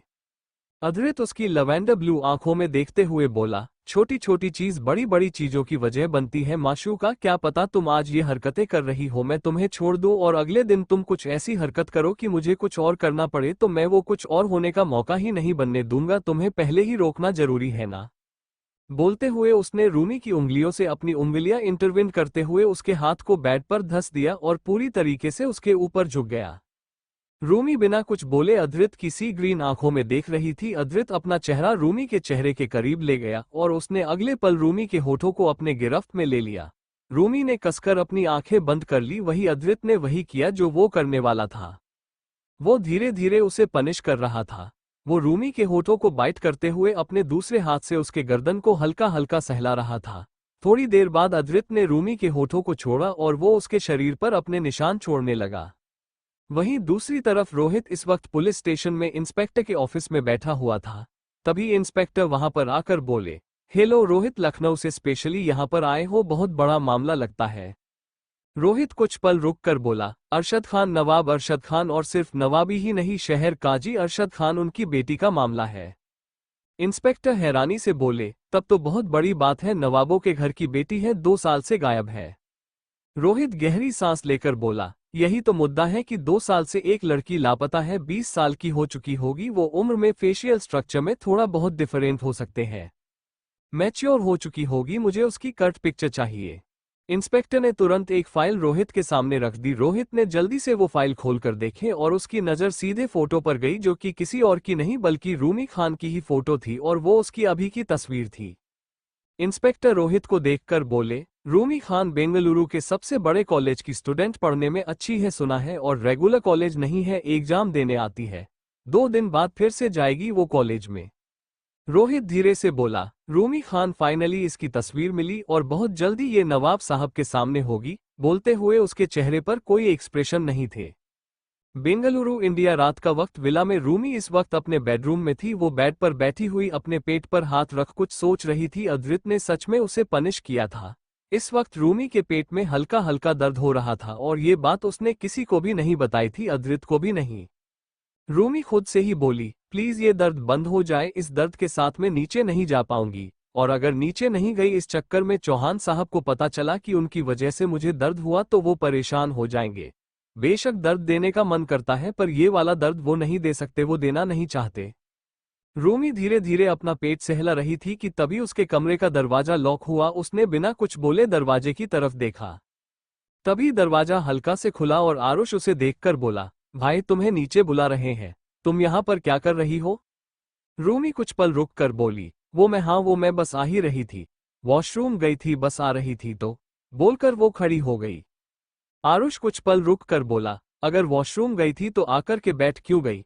फिर नीचे आती ना, डिनर का टाइम हो चुका है, तुमने खाना बनाया तो अपनी तारीफ नहीं सुनोई? रूमी एकदम से मुस्कुरा कर बोली, सुनूगी ना, तारीफ सुनना तो मेरा खास काम है। रूमी खान अगर अपनी तारीफ नहीं सुनेगी तो मजा कैसे आएगा? और वैसे भी मैं रूमी खान के साथ साथ चौहान साहब की माशूका भी हूँ, तो चौहान साहब की माशूका चौहान साहब के परिवार से अपनी तारीफ सुनने में कभी पीछे नहीं हटेगी। बोलकर वो आरुष को एक तरफ करके तुरंत बाहर चली गई। आरुष खुद से बोल, बड़ी अजीब लड़की है, जो भी है दोस्त है। बोलकर उसने सर हिला दिया और वो खुद भी रूमी के पीछे चल गया। थोड़ी देर बाद सभी लोग डाइनिंग टेबल पर बैठे हुए थे। रूमी सबके रिएक्शन का इंतजार कर रही थी। अक्सर रात का खाना वही बनाती थी। बेशक सुबह नौकर काम कर ले पर रात के खाने की जिम्मेदारी उसकी थी और ये जिम्मेदारी उसने खुद ली थी। ऋषभ एकदम से रूमी को देखकर बोला, सबको ऐसे क्यों देख रही हो? खाना खाने दोगी? देख तो तुम ऐसे रही हो जैसे कोई तुम्हारा खाना छीन रहा है। रूमी सार्कास्टिकली बोली, सबका तो पता नहीं पर तुम जरूर छीन सकते हो, वैसे भी तुम्हें लोगों के मुंह का निवाला छीनने की आदत है। उसकी बात सुन ऋषभ उसे घूरने लगा था, पर वो कुछ बोला नहीं, क्योंकि अद्रित चौहान के सामने अगर वो कुछ बोलता और वो भी उसकी माशूका को, तो फिर से बहस होती या फिर लड़ाई होती। तभी पार्थ अचानक से बोला, मान गए नवाबों की शहजादी, तुम्हारे हाथ के खाने को कोई बीट नहीं कर सकता, मन करता कि तुम्हारे हाथ चूम लूं। पार्थ के इतना कहते ही रूमी की आंखें एकदम से फैल गई। उसने तिरछी नजर से अद्रित को देखा जो कि खाते खाते रुक गया था। सबकी नजर अद्रित की तरफ चली गई थी। रूमी मन में बोली, क्या होगा अब? सोचते हुए उसने एकदम से पार्थ को देखा जो कि खुद उसे देख रहा था।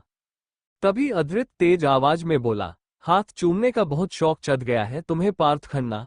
अभी किसी को मार कर आया हूं मैं, और मारने के लिए मैंने बाकायदा हाथ काटा है, खून से सना हुआ है। वेयर हाउस में होगा, चाहे तो जाकर हाथ को जितना चाहो उतना चूम लो, कोई नहीं रोकेगा। आइडिया अच्छा है।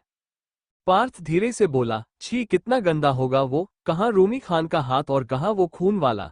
इतना बोलते हुए पार्थ रुक गया क्योंकि अद्रित उसे घूर रहा था। रूमी एकदम से खड़ी होकर बोली, मैंने मीठे में सबके लिए खीर बनाई है, सब खीर खाएंगे वो भी। रोनित बीच में बोला, वो भी इसलिए क्योंकि अद्रित को खीर पसंद है, हम सब जानते हैं। रूमी उसे देखकर बोली, आप बहुत अच्छे हो भाई, सब समझ जाते हो। बोलकर उसने एक बार अद्रित के कंधे पर हाथ रखा और मुस्कुराते हुए किचन में चली गई। अद्रित पार्थ को देखकर बोला, मेरी माशूका के हाथ का खाना नहीं खाओगे तुम आज के बाद, उसके खाने से दूर रहना। पार्थ धीरे से बोला, ये नाइंसाफी है, अगर मैं नहीं खाऊंगा तो कोई भी नहीं खाएगा। अद्रित सार्कास्टिकली बोला, सब खा रहे हैं, सब पी रहे हैं, लेकिन कोई भी उसके हाथों को छूने क्या देखने तक की बातें नहीं कर रहा जो तुमने की है। पार्थ आई रोल करते हुए बोला, मैंने फ्लो में बोल दिया, मेरा वो मतलब नहीं था। और मैं कौन सा सच में उसे चूमने जा रहा हूँ, मतलब उसके हाथों को किस करने जा रहा हूँ, ऐसा कुछ नहीं कर रहा मैं। अद्रित उसे घूरते हुए बोला, पार्थ खन्ना, अगर तुम्हारे होठों ने मेरी माशूका को छूने की गुस्ताखी की तो अद्रित चौहान का वादा है, अपने होंठ कभी इस्तेमाल नहीं कर पाओगे तुम। ये सुनते ही पार्थ ने एकदम से अपने मुंह पर हाथ रख लिया। उसकी इस हरकत पर आरुष को हंसी आ गई थी। देव अद्रित को देखकर बोले, ये सारी चीज छोड़ो अद्रित, कुछ खास बात करनी है मुझे तुमसे। खाना खा करके एक बार स्टडी रूम में आ जाना। उनकी बात का अद्रित ने कोई जवाब नहीं दिया। थोड़ी देर बाद रूमी एक ट्रे लेकर बाहर आए जिसमें कटोरियों में खीर थी। उसने सबको खीर सर्व की। वो डे से ही पार्थ के पास पहुंची। तभी अद्रित तेज आवाज में बोला, उसे मीठे से एलर्जी है माशूका। अद्रित की बात सुन रूमी ने एकदम से उसे देखा और फिर वो पार्थ को देखकर कंफ्यूजन से बोली, एलर्जी पर ये कब हुई? पार्थ को तो मीठा पसंद है, वो तो चॉकलेट भी खाता, मेरे लिए भी लेकर आता है। अद्रित उसे देखकर बोला, चॉकलेट बहुत पसंद आने लगे हैं तुम्हें मासूका। खैर पार्थ को अभी अभी एलर्जी हुई है और अगर वो खाएगा तो फिर खून की उल्टी कर देगा, राइट पार्थ? बोलते हुए अद्रित की सी ग्रीन आंखें एकदम से पार्थ के ऊपर चली गई। पार्थ झट से बोला, मुझे एलर्जी है, मन कर रहा है कि उठाकर फेंक दूं और ऐसा लग रहा है कि अभी मैं गिर जाऊंगा। नवाबों की शहजादी, थैंक यू, पर मेरी एलर्जी बहुत हावी हो गई है। बोलकर वो तुरंत वहां से भाग गया। रूमी कंफ्यूजन से पार्थ को जाते देख रही थी। उसे पता ही नहीं था कि उसके किचन में जाने की देर में ही क्या हो गया। वो जैसे कुछ कहने को ही तभी अद्रित उससे बोला, माशूका, अगर तुम्हें खाना है तो खाओ, वरना यहां से दफा हो सकती हो। रूमी एकदम से उसके पास बैठकर बोली, मैं क्यों जाऊं? मैंने खीर बनाई है तो मैं खुद भी तो खाऊंगी। बोलकर वो खीर खाने लगी। थोड़ी देर बाद सबका खाना खत्म हो चुका था। अद्रित ने रूमी को बेडरूम में जाने का बोला और वो तुरंत स्टडी रूम की तरफ चला गया। अद्रित जैसे ही स्टडी रूम के गेट पर पहुंचा तभी देव उसे देखकर बोले, तुम्हारा इंतजार था। अद्रित अंदर जाकर बोल, इंतजार पूरा हुआ अंकल, अब आप बताइए कि बुलाने की क्या वजह है? देव कुछ पल रुक कर बोले, कल लखनऊ जा रहा हूं मैं, हो सकता है कि खान साहब से मुलाकात हो। ये सुनते ही अद्रित ने कसकर अपने हाथों की मुट्ठी बना ली थी और उसके चेहरे पर अभी भी कोई भाव नहीं थे। अद्रित सीधे जाकर के वही एक सिंगल सोफे पर बैठ गया और बिना किसी भाव के सामने देखने लगा। देव हल्का सा मुस्कुराकर बोले, मैं जानता हूं कि तुम्हें गुस्सा आ रहा है। आना चाहिए, अलीफा के बहुत क्लोज थे तुम ही क्यों, तुम सब रोनित, तुम आरुष, पार्थ, ऋषभ। अद्रित बीच में बोला, पर अब वैसा कुछ नहीं है मिस्टर देव अग्निहोत्री। जिस दिन अलीफा खान इस दुनिया से गई उस दिन सब खत्म हो चुका है। देव अचानक से बोले, पर उनकी निशानी है। अलीफा की निशानी है उनकी इकलौती बेटी रूमी खान जो तुम्हारी जान है। ये सुनते ही अद्रित, जो अभी तक उनकी तरफ देख भी नहीं रहा था, उसने एकदम से देव की तरफ देखा। अद्रित धीरे से बोला, माशूका है वो मेरी अंकल। माशूका मतलब लवर, रिश्ते नाटों की गारंटी में नहीं लेता, लेकिन मासूका है वो मेरी, तो वो रिश्ता बहुत खास है मेरे लिए। बेशक मेरी जान है, वो एक ऐसी जान जो बेसकीमती है, एक ऐसी जान जो मेरे लिए क्या है वो मैं भी नहीं जानता। बोलते हुए उसने अपनी आंखें बंद कर ली। देव अचानक से खड़े होकर बोले, अद्रित, तुम्हारे बदले के बीच आने का हक नहीं है मेरा, और ना मैं आना चाहता हूँ। अतीत के पन्नों में कई दर्द है और जख्म है, तुम उन जख्म में उलझे हुए हो मुझे पता है, लेकिन इन सब में रूमी को दर्द मत होने दो, संभाल लेना उसे। अद्रित कुछ कहने को हुआ कि तभी रूमी वहां पर आकर बोली, आई एम सॉरी, मैंने आप लोगों को डिस्टर्ब किया, पर अद्रित तुम्हारे सोने का टाइम हो चुका है। अगर इतनी देर तक जागोगे फिर तुम सुबह उठोगे और फिर तुम्हारे डार्क सर्कल होंगे, तुम पूरे दिन चढ़ते फिरोगे और इसके चक्कर में तुम्हारा मूड खराब होगा, तो मैं अपना मूड नहीं खराब करना चाहती। अद्रित उसे देखकर बोला, माशूका तुम मेरी बेबी सिटर कब बनी? रूमी एकदम से बोली, बस अभी बनी, नई नई जॉब ली है मैंने और मुझे जॉब पसंद है, अब चलो। बोलकर वो आगे बढ़ी और उसने अद्रित की तरफ अपना हाथ बढ़ा दिया। अद्रित ने कुछ पल उसके लवेंडर ब्लू आंखों में देखा और फिर उसका हाथ थामकर वो खड़ा हो गया। अद्रित ने एक नज़र देव को देखा और फिर उससे बोला, जहां जाना चाहो जाओ, लेकिन संभाल कर। बोलकर वो रूमी के साथ बाहर चला गया। उनके जाते ही देव ने वही ड्रॉ में रखी हुई एक फोटो निकाली। उस फोटो में 5 बच्चों की फोटो थी। वो पांचों एक साथ मुस्कुराते हुए कैमरा की तरफ देख रहे थे और उन्हीं के साथ पीछे एक लेडी खड़ी थी जो कि कोई और नहीं बल्कि अलिफा खान थी, रूमी की माँ। इधर अद्रित के बेडरूम में पहुंचते ही रूमी अद्रित को देखकर बोली, तुमने मुझे पनिशमेंट दे दी, अब तो कुछ नहीं करोगे ना? अद्रित उसे अपने करीब खींचते हुए बोला, और अगर करूंगा तो तुम क्या करोगी माशूका? बोलते हुए अद्रित एकदम से रूमी को दीवार से लगाया और उसके चेहरे के बेहद करीब आ गया। रूमी ने अपनी लवेंडर ब्लू आंखों से उसे देखते हुए बोली, कुछ नहीं करूंगी, तुम प्यार से, गुस्से में या जैसे भी जो भी दोगे सब ले लूंगी। बोलते हुए उसके होठों पर एक प्यारी सी मुस्कान आ गई थी। अद्रित ने कुछ पल उसकी आंखों में देखा और फिर उसे एकदम से गोद में उठाकर बैठकर तरफ बढ़ गया। अद्रित ने रूमी को बेड पर लेटाया और वो खुद भी उसके पास लेट गया। रूमी बिना कुछ बोले अपनी सिल्वर बैंगल्स निकालकर नाइट स्टैंड पर रखने लगी। अद्रित का एक हाथ दिया के पेट पर था, वहीं दूसरे हाथ से वो हल्के हल्के उसके गाल को सहला रहा था। रूमी एकदम से उसे देखकर बोले, तुम मुझे ऐसे क्यों देख रहे हो? अद्रित कुछ पल रुक कर बोला, मेरी मर्जी मेरी माशूका, बकवास मत करो। रूमी धीरे से बोली, पर सुनो, मैं हूं तुम्हारी माशूका, लेकिन तुम मुझे ऐसे देख रहे हो जैसे तुम मुझे ऐसे पहले नहीं देखे थे। क्या बदल गया है? जब से तुमने मुझे अंगूठी पहनाई है तब से तुम बहुत बदले बदले लग रहे हो, क्यों? अद्रित ने बिना कुछ बोके 5 रूमी का हाथ अपने हाथ में लिया और उसकी रिंग फिंगर को देखा। अद्रित ने बिना कुछ बोल रूमी की अंगूठी पर किस किया और वापस उसकी आंखों में देखकर बोला, कुछ नहीं, बहुत कुछ बदला है मासूका। कुछ चीज समझ में आ गई है और चीज ऐसी समझ में आई है कि अब अद्रित चौहान वो करेगा जो किसी ने नहीं सोचा। बोलकर उसने रूमी की उंगलियों से अपनी उंगलियां इंटरविन कर ली। रूमी उसकी आंखों में देखते हुए बोली, क्या मतलब, क्या करोगे तुम? अद्रित तिरछा मुस्कुरा कर बोला, क्या बात है माशूका? मेरी आंखों में मेरे जज्बात या फिर मेरे मिजाज समझने की कोशिश कर रही हो? गलत जा रही हो माशूका, मेरी आंखों को पढ़ना तुम्हारे बस में नहीं, और अगर पढ़ भी ली तो वो गुस्ताखी है, मत करो। रूमी गहरी सांस लेकर बोली, बात तो सही है चौहान साहब की माशूका, चौहान साहब की आंखें यूं ही नहीं पढ़ सकती। अद्रित ने एकदम से रूमी को बेड पर लेटाया और थोड़ा सा उसके चेहरे पर झुककर बोला, अगली बार तुम्हारे मुंह से चौहान साहब निकला तो। इतना बोलता वो रुक गया और उसकी नजर रूमी की आंखों से होते हुए उसके होठों पर ठहर गई और वापस उसकी आंखों की तरफ देखने लगा। रूमी अपनी प्यारी सी मुस्कुराहट के साथ बोली, चौहान साहब तुम्हें नहीं पता मुझे अच्छा लगता है, अब प्लीज गुस्सा मत करो। बोलकर वो तुरंत उसके सीने से लग गई। रूमी अद्रित के किसी रिएक्शन का इंतजार कर रही थी पर वो आया ही नहीं। अद्रित ने रूमी की पीठ पर हाथ रखा और वो उसकी पीठ पर पैटर्न्स बनाते हुए उसके सर पर किस करके धीरे से बोला, सो जाओ माशूका, क्या पता आने वाले कुछ दिनों में तुम्हारी रातों की नींद उड़ जाए।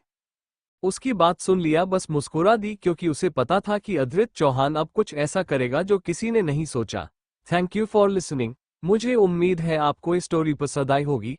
अगर आपको पसंद आए है तो प्लीज लाइक और कमेंट करना ना भूलें और मोर स्टोरीज के लिए सब्सक्राइब करें। मिलते हैं नेक्स्ट वीडियो में।